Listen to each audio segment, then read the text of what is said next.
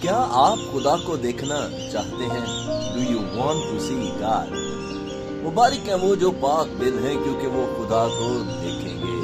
متی کی انجیل اس کا 5واں باب 8ویں آیت۔ خدا یسوع مسیح کی سلامتی ہمیشہ آپ پر قائم رہے۔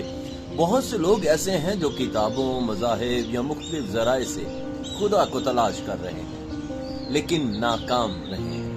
ہم صرف اسے تب ہی پا سکتے ہیں جب ہم خداوند یسوع مسیح کو اپنے خداوند اور شخصی نجات دہندہ کے طور پر قبول کرتے ہیں۔ جب آپ نئے سرے سے جنم لیتے ہیں تو آپ کی گناہ کی فطرت ختم ہو جاتی ہے یا بتدریج ختم ہوتی چلی جاتی ہے اور خدا آپ کو اپنی راست بازی عطا کرتا چلا جاتا ہے۔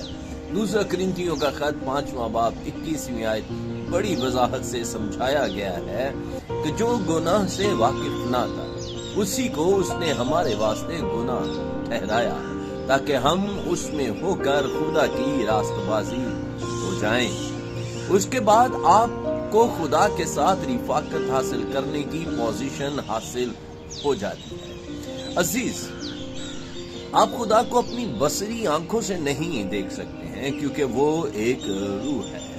یوحنا کی انجیل 4 باب 24ویں آیت بیان کرتی ہے خدا روح ہے۔ آپ اسے صرف اپنے دل سے دیکھ سکتے ہیں کیونکہ اسی جگہ میں وہ بستا رہتا ہے۔ خدا کے فرزند کے طور پر اپنے دل کو دنیا سے الگ کر لیں۔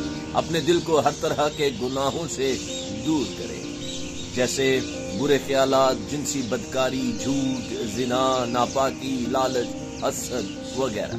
متی کی انجیل اس کا 15واں باب 19ویں آیت یوں مرقوم ہے کیونکہ برے خیال، خون ریزیاں، زنا کاریاں، حرام کاریاں، جھوٹی گواہیاں، بدگوئیاں دل ہی سے نکلتی ہیں۔ اپنے دل کو پاک رکھنا یقینی بنائے گا کہ آپ خدا کو دیکھ سکیں گے۔ وہ آپ کے دل سے بات کرے گا اور آپ اسے سنیں گے۔